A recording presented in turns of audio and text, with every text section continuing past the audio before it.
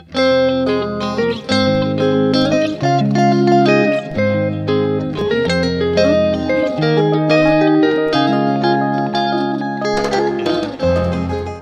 à tous, je m'appelle Juliette Baron, je suis autrice semi-professionnelle et je vous retrouve aujourd'hui pour une nouvelle vidéo.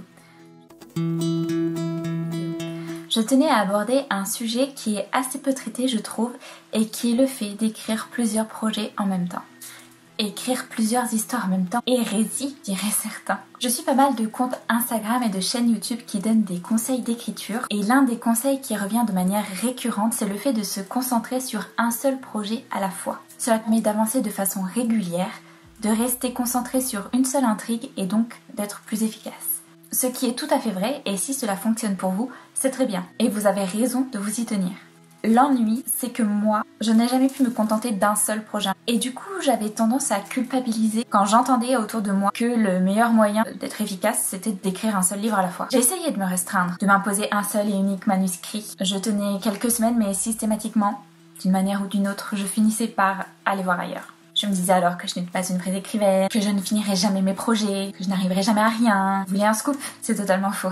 J'ai écrit Terre d'Asile et Urban 99 en même temps. Et en parallèle, j'étais aussi sur l'Odyssée de l'Eventempera. Pour ma part, je ne pense pas qu'il y ait une seule manière de faire, une seule organisation possible. Certains auteurs ou autrices ont besoin de travailler sur une seule histoire. Je ne fais simplement pas partie de cette catégorie. Quand je me forçais à travailler sur un seul projet, je n'étais pas plus efficace. Je faisais face à des blocages, à des phases de démotivation. Pour moi, le meilleur moyen de lutter contre ces petits désagréments de la vie d'écrivain, c'est vraiment d'être sur plusieurs fronts. Je bloque sur cette histoire, je ne sais pas comment décrire cette scène, ça me prend la tête, pas de souci. Je passe à autre chose. Je me consacre pendant un temps à une autre intrigue, à d'autres personnages, à un autre univers. Et quelques jours ou quelques semaines après, quand je reviens sur le projet initial, tout s'est décanté et je peux reprendre là où je m'étais arrêtée. J'ai donc différentes manières de procéder pour m'organiser, et voici. La première, celle que je préfère, suivre mes envies. Pour moi, l'écriture est un plaisir. Donc, si je suis à fond dans mon histoire, si je suis hyper inspirée, j'écris jusqu'à ce que j'en ai marre. Et qu'un matin, je me dis, j'aurais plutôt envie d'aller dans cette histoire-là, dans cet univers-là aujourd'hui. C'est un système qui n'est pas très régulier, je le reconnais. Je peux pendant des semaines me consacrer à un projet, mais dès que j'ai une petite panne d'inspi, je passe à un autre projet. C'est ainsi que j'ai procédé pendant très longtemps.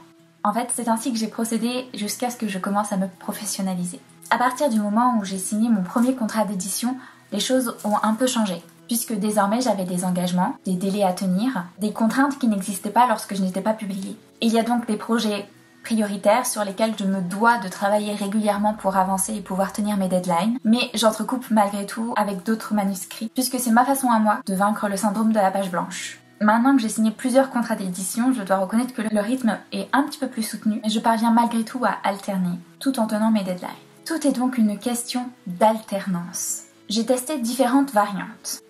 Une semaine sur ce projet, la semaine suivante sur cet autre projet. Voire un jour ce projet, le lendemain l'autre projet. Cela nécessite un petit peu d'organisation et de rigueur. Le mieux c'est d'avoir un carnet pour chaque projet. Si je suis dans la semaine du projet numéro 1 et que j'ai une nouvelle idée pour le projet numéro 2, pas de souci, je la note dans mon carnet et je m'y pencherai lorsque je serai dans la semaine du projet numéro 2. Personnellement, j'utilise la technique de Christelle Le Bailly, auteure. Je me suis acheté un répertoire à idées. Chaque lettre du répertoire renvoie à une histoire. Par exemple, les idées pour Urban 99 se trouvent à la lettre U. Et les idées pour l'Odyssée de l'Eventempera se trouvent à la lettre O. Après, j'ai aussi un rythme spécial vacances. Un projet le matin, un projet l'après-midi. Ce genre de rythme n'est pas possible pour moi le reste du temps puisque je travaille. Si l'écriture est votre activité principale, vous pouvez très bien essayer de le mettre en place. Après, à vous de choisir votre rythme d'alternance. Vous pouvez très bien faire 2 semaines, 2 semaines, 1 mois, 3 jours, 3 jours. Après, il est toujours possible de faire preuve de souplesse, bien sûr. Si vous arrivez à la fin de votre semaine consacrée au projet numéro 1 et que vous êtes vraiment très inspiré là, que vous avez une scène parfaite en tête, personne ne va vous faire un procès pour avoir pris 2 jours de plus sur ce projet-là. Cette organisation peut paraître peut-être un peu chaotique pour certains et je reconnais que c'est parfois un peu le bordel dans ma tête. Quand j'ai des idées pour mes 2 histoires qui se mélangent dans mon cerveau, il faut apprendre à jongler entre ces idées, ces personnages, ces intrigues et ces univers. Au final, je m'y retrouve Et c'est ce qui compte, n'est-ce pas? Il n'y a aucune raison pour que vous ne vous y retrouviez pas non plus. Parfois, je reconnais que je me sens un peu submergée, un peu débordée de travail. Après, c'est parce que je ne sais pas m'arrêter et que je m'en rajoute toujours plus à faire. Mais en même temps, j'aime ça. Voilà, j'aime quand ça foisonne. Ça me stimule d'être sur plusieurs tâches en même temps.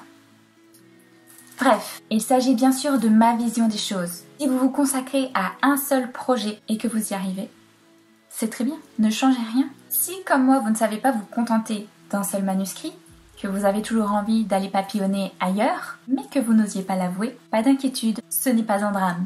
L'important est de trouver son propre rythme et que l'écriture reste un plaisir. Voilà, c'est tout pour aujourd'hui. J'espère que cette vidéo vous aura plu et vous sera utile. Si, comme moi, vous êtes toujours sur 2 ou 3 projets en même temps, ne vous inquiétez pas, vous êtes normaux. Et si vous vous consacrez à un seul projet, c'est très bien aussi. N'hésitez pas à donner vos avis en commentaire, à liker cette vidéo. Je vous dis à très bientôt pour une nouvelle vidéo.